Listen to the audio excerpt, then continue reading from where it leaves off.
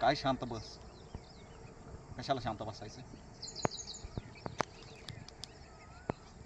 जेवढी मारायची तेवढी मारली ना आपली. मग काय बाकी आता.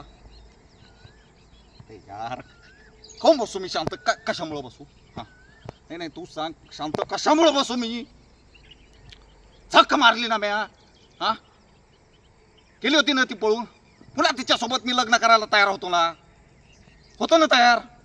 मग मग पुन्हा काय गरज होती तिला पोलीस स्टेशनला जाण्याची.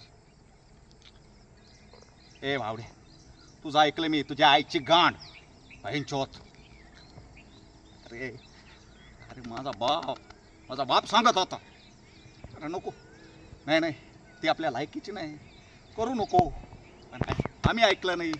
आम्ही मोठे नेते बनलो. केली झकमारी. घातली सगळ्या गावात इज्जत.